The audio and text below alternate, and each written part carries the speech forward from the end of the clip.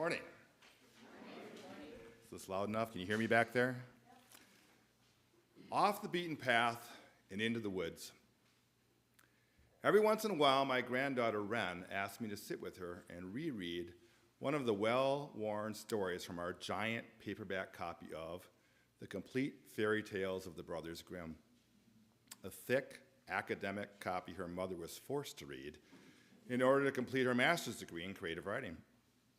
756 pages of close-to-the-source, hardly sanitized, often grim tales with titles like The Iron Stove, The Worn-Out Shoes, and The Young Man Who Went Out in Search of Fear. And who could forget the classic tale, How Some Children Played at Slaughtering. By the way, my Milwaukee childhood memories includes being handed a free intestine-sheathed wiener across a butcher's glass countertop by a smiling, aproned sales clerk. Meanwhile, cheerful cartoon depictions of the many stages of pig slaughtering hovered above. They would have made perfect illustrations for children's books under the title, How Some Children Played at Slaughtering. If I close my eyes, I can still see the cartoon blood draining from the cartoon pigs while feeling the satisfying pop my teeth made while I chewed a hot dog, and following the arc of the story across the three walls of the butcher shop, viewing it a bit like I did the back of a box of Captain Crunch. But I digress. This is, after all, a day featuring creative nonfiction, memoir, and nearly free verse from our plucky FUS writing group, Write About It. When Ren and I sit down to read, it doesn't really seem to matter how dark or light the story is, or how cleverly written, only that it deals in the kind of dark matter that rattles around in our subconscious minds, witchy, jealous humans who cast the innocent into dark forests, clever and kindly animal siblings who protect and defend us, a house or a home or comfort at the end of the long journey, suddenly remembered as both a blessing and a birthright at the end of a good story. Granddaughter Wren and I sit and cuddle and bond as the stories wash over us, feeling our deep need to bear witness to the good, the bad, and the ugliness of life. Then we quietly absorb their layered meanings into our awe-filled souls and feel more prepared to enter into the woods of life again.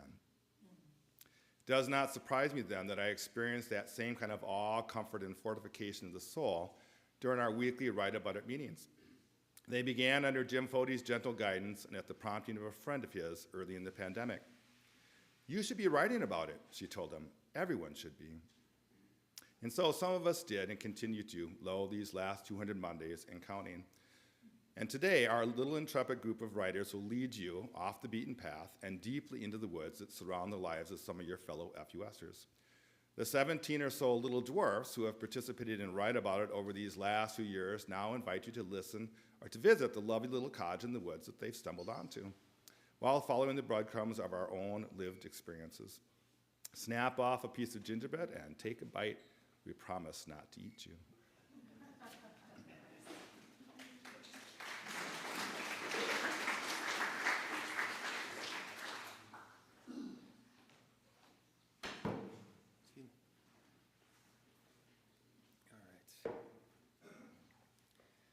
So this is from the book I mentioned earlier, Between the Listening and the Telling, How Stories Can Save Us by Mark Yaconelli.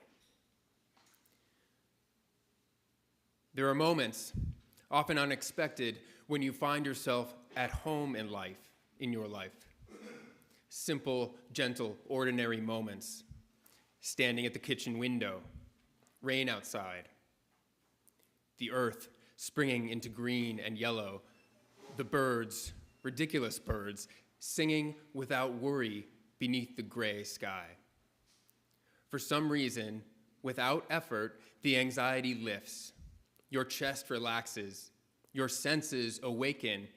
A quiet descends. And you are home. It is moments like this when I can feel how distant I have been from the life I long to live. I have been homesick and I didn't know it. I have been living miles away from my deepest yearnings and not known it. I have been hurrying through my days isolated, fragmented, caught within the jet stream of the anxious world. Only now, in the waking stupor, do I feel the alienation and loss like a sobering drunk, ask, how long was I out? Months is the reply. Other times, years. I used to sometimes sense in the conversation with friends, in the movies, books, stories we consumed, an unspoken longing for some kind of great disruption, a disaster, an upheaval, some systemic breakdown. Cell towers toppled, the internet shorted out, highways blocked, the human force would stop. It was a fantasy, of course, but one that revealed a kind of helpless despair at the lives we find ourselves compelled to live. It came from an unconscious understanding that our way of life was destructive and unsustainable, dishonest and unsatisfying, a longing for a reckoning and repentance, a longing for limits, an adult in the room to say, that is enough. It was a longing that we might come to our senses, to our neighbors, to our own basic needs and gifts. And then the world stopped. The pandemic hit, and we were effectively put under house arrest. Masked and hand sanitized, we peered with suspicion behind locked doors at the mail carrier, the old couple walking their dog far too casually, our own mother returning a casserole dish. Step back, mother. Do not touch the doorknob. Just leave it on the doorstep, mother. The Grim Reaper chillingly made its way through the human population, compelling all of us not only to withdraw from public spaces, but also to reflect inwardly. What is the meaning of life? What matters? Why am I living this way? Why have I wasted so much time? The pandemic ushered us into a liminal space, a disorienting, perilous state of unknowing, where we had to confront our relationship to self, others, technology, the past, the earth, the sacred, a period when everything unhealed within us was dredged to the surface. And it became unquestionably clear that the old stories of mindless consumerism, environmental exploitation, economic inequality, white body supremacy were killing us. Like a rite of passage or a well-crafted story, the pandemic carried us into a state of disorder, which all wisdom traditions believe is a necessary stage for transformation. Order, disorder, reorder. The gift of this disruption has been the uncovering of our fundamental cravings for one another, for the natural world, for family, for rest, for healing, for reconciling the divisions the old stories have kept alive.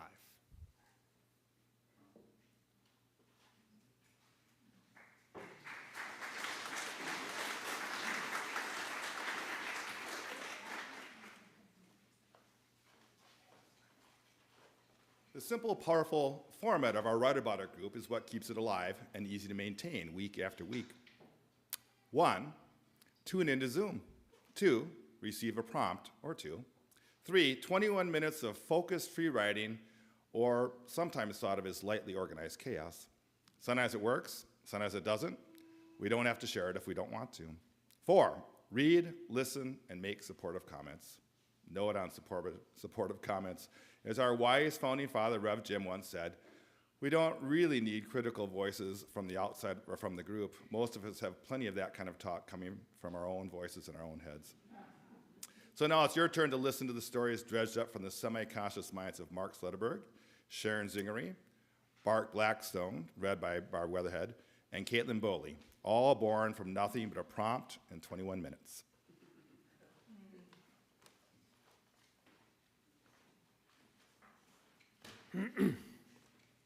Sorry, I'm not myself today. I'm apparently George Hutchinson, which is not a bad thing to be. And now I actually become Mark Slettaha, And later at the UAH meeting, I'll be Cindy Piccata. So this is in response to a prompt, and the prompt is 1,000 words are worth a picture. Write a descriptive picture of a relative who should be remembered or detail a family story that should not be forgotten. So Mark writes, my paternal grandmother, Susan, died in 1918 of the Spanish flu.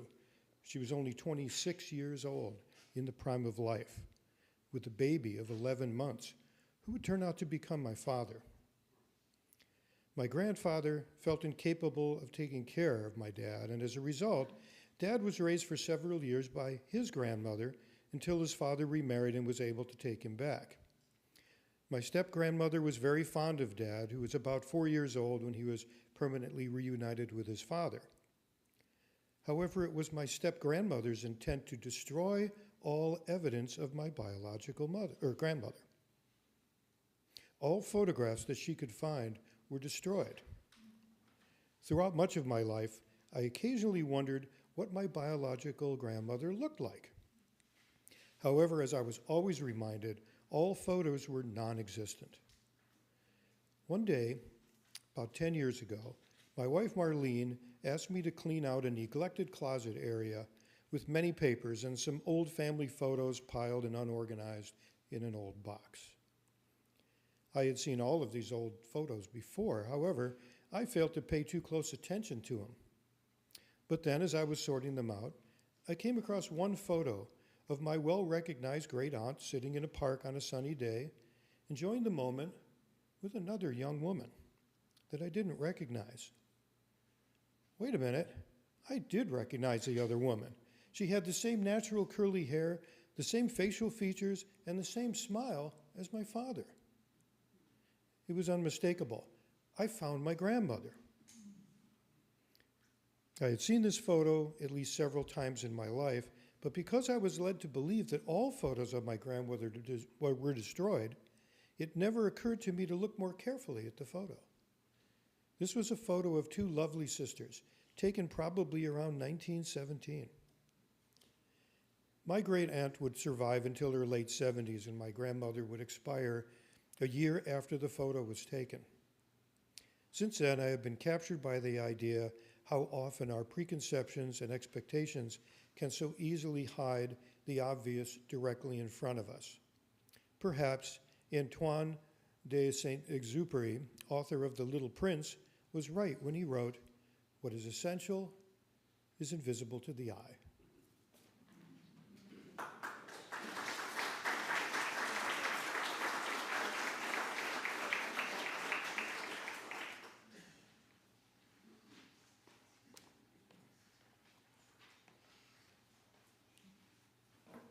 Most of you probably don't know who I am.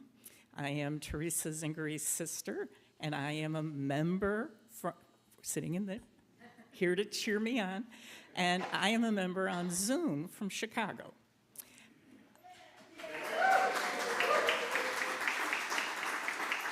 I became involved because of COVID, and everything you've heard previously about our group is what brought me to community with all of you. And this group has helped heal and save me totally. So I'd like to share a piece. The prompt was paddle boat, rowboat, canoe, rafting rapids, water skiing, being still. Think about the water and what comes to mind. White water rafting. Never dreamed I'd even consider, let alone do it. Race down a river on an inflatable raft that could spring a leak, for God's sake. Attempt to control what's said fragile structure, protecting me from death by drowning or smashing into boulders, rearing their sharp edges and bigger than life, hard, round, body-crushing selves above the roaring rapids, or lurking beneath said rapids, not in this lifetime. Because of course it would mean the end of this lifetime, wouldn't it? Doubts assailed me. Surely I was not up to the task. Only sporty types were capable of such bravery. Intellectuals, or even pseudo-intellectuals, were not meant to take a sliver of wood, also known as a paddle, into hand and do battle with fierce currents. It was actually a conference thing. Attendees had the option of taking a raft down part of the Willamette River. Sections were labeled something like a Category 4 rapid, but they told me I could do it. Ha! They don't know me. How could they be sure I'd make it? Sheesh. Yet something tantalized me, called to me. I signed up, and even more miraculously, I showed up. The rush of water, the rush of wind blowing through my hair, spray in my face, roaring in my ears, laughter. Flirting with fellow conferees as I gingerly climbed into the seemingly fragile craft. Who best to sit next to? Yes, the guy from Hawaii who surfs. He can handle this task, right? And kind of good looking as well, so can't hurt. At least he could probably jump into the water and save me if I go overboard. Incredible rush of adrenaline, rush of water, speed, flying on water. No thinking, just rushing. Rushing water, rushing mind. The guide pulls us to a calm pool while we wait for the rescue of the other boat's tour guide, who flew off the raft into the last whirlpool thingy. The risk is real. Heart and throat, we watch the rescue and breathe again. Too soon it's over. I survived. I succeeded. It felt triumphant.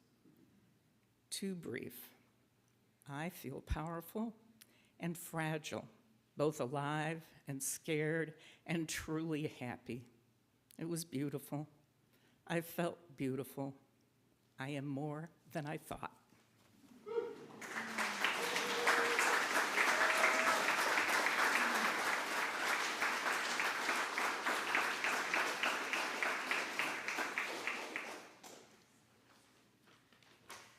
My name is Barb Weatherhead.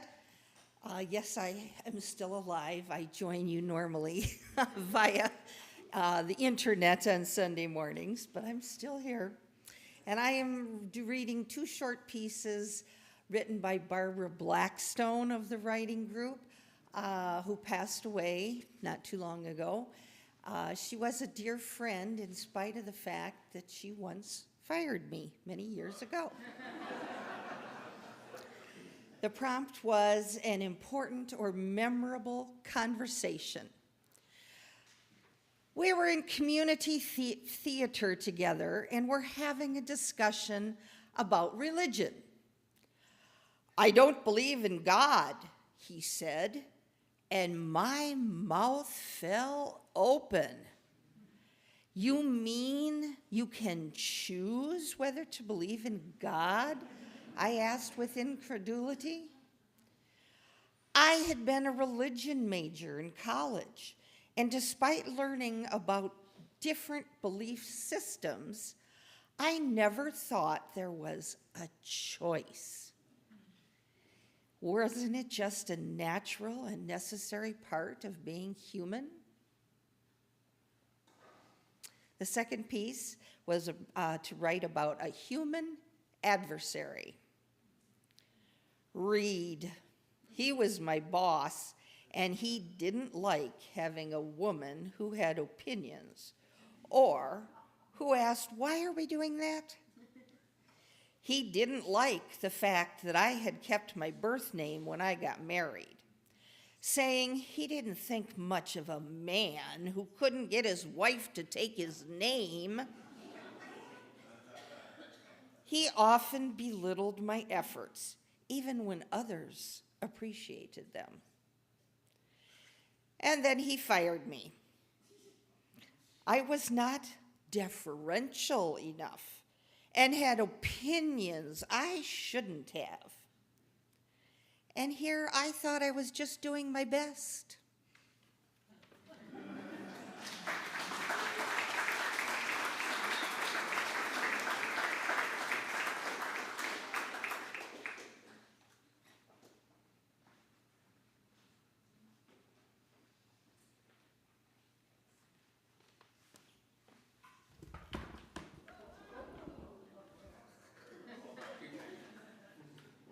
another story to write about.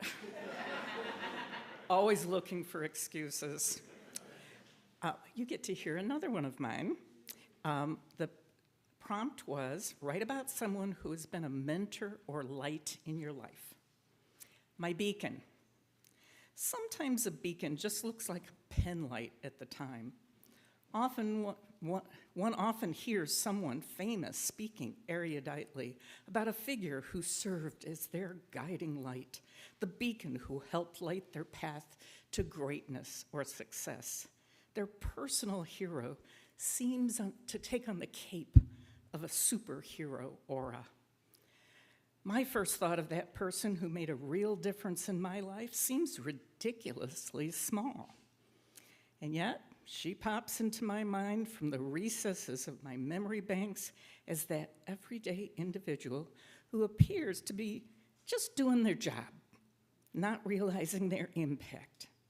They show up and get through the day without realizing they have left a wake that will stretch out for, say, 67 years, rocking the boat of that shy little girl, now a senior citizen.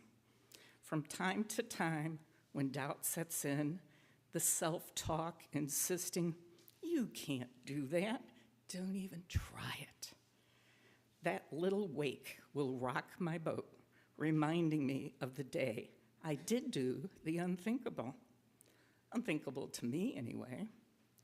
That me was 7 and newly moved from small-town Texas to the intimidating city of New York. Why, these kids had even been in school a whole year longer than me.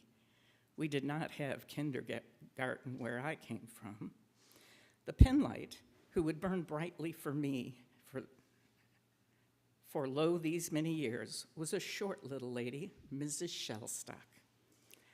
I'm no good with names generally and cannot recall any other grade school teacher's names, but Mrs. Shellstock's name is burned into my mind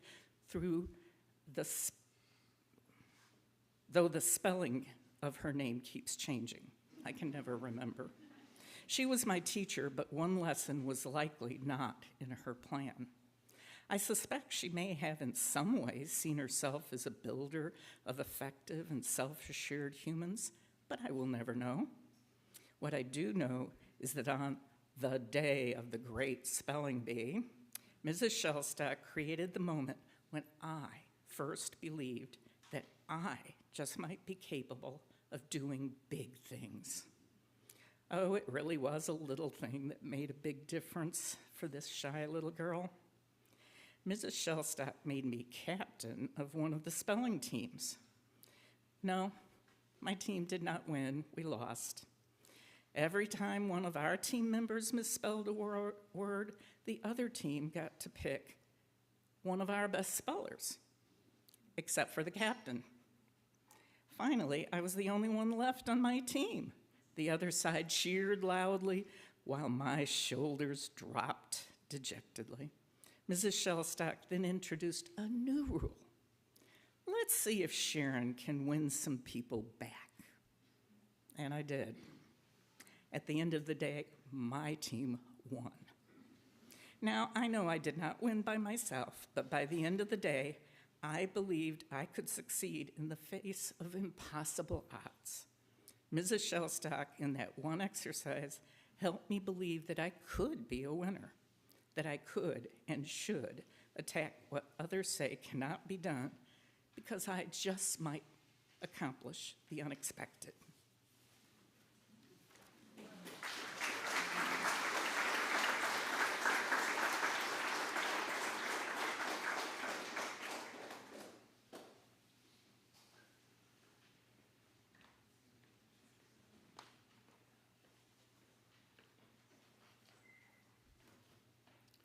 The prompt here is write about a gift that you received. Mark writes, I was 10 years old. Christmas Day was well below zero, and that didn't even factor in the wind chill. However, I had just received a pair of brand new hockey skates, and I wanted to waste no time trying them out, even on a sub-zero Christmas morning. I went down to the local skating rink, and of course, No one else was foolish enough to be outside in this weather. The silence and serenity were like a religious experience as I skated around the rink in my first pair of skates that were not hand-me-downs. This was the 1950s and the age of greasers. Our neighborhood area was loaded with greasers, and one of them, Mike J. in particular, was feared the most. He was always dressed in black leather jackets, had a classic ducktail haircut, rode a motorcycle with a cigarette always hanging out of his mouth, carried a switchblade, and was picked up by the police fairly often for apparently petty crimes. Though he was only about 16, he was well renowned, make that infamous, for a mean disposition and many neighborhood rumbles. Those of us who were younger and weaker knew well enough to keep our distance. Imagine my surprise when Mike shows up at the skating rink. Black leather jacket and ducktail, and figure skates. What, a greaser in figure skates? I didn't know whether to be petrified or just to be shocked. He was accompanied by his much younger sister. I stood and gazed at Mike skating as he pirouetted and performed leaps and spins with the greatest of artistic ease while his little sister watched, giggled, and admired. After he put on a skating performance that I had never seen before in my neighborhood, nor could ever be imagined by the likes of a person like him, he skated over to his inexperienced sister. He took her by both hands and proceeded to guide her in apparently her first skating lesson. Since I couldn't seem to stop staring at the two of them, after a while the little girl struggled and stumbled toward where I was standing, and after falling a couple of times, managed to get up and make her way up to me. Then with an ear-to-ear grin, she said, "That's my big brother, Mike, and he's teaching me how to skate." As her brother stood fairly close by, all fear went away. I suddenly realized that there is oftentimes an unknown depth and dimension to each one of us, and that all too often is hidden away, but waiting to emerge and be seen.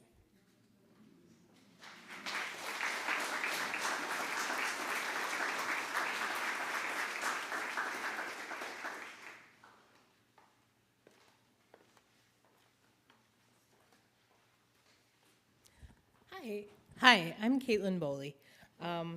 I am reading you something from a prompt that said, write something about our Write About It writing group. All my life, I've hungered to write. All my life, the concept of sharing my words and thoughts with others has paralyzed my tongue and stayed my hand, despite evidence to the contrary regarding my tongue. It is far easier for me to speak of less important topics than to risk a deep truth. So, writing group seemed a safe, supportive baby step. The prompts lead us each in different directions, and as the pandemic began, it seemed like a safer alternative to the circle suppers my parents used to attend. I keep coming because I enjoy the people and the fellowship. Some weeks I sleep through the talk on Sunday and watch it later, but I usually end up at writing group. Some weeks I don't write anything at all. I just use the hour as a grounding experience, like joys and concerns, to remember, despite physical evidence to the contrary, I am not alone. What do you do at writing class? My mom asked during my basement sabbatical at her house during COVID. Well, it's not actually a class, I just think of it as such, but we write on or off a topic for about 20 minutes, and then if we want, we share our writing. I go back each time for the fellowship and connections, and to learn about the world through my fellow writers' experiences, and to remind myself I am not alone.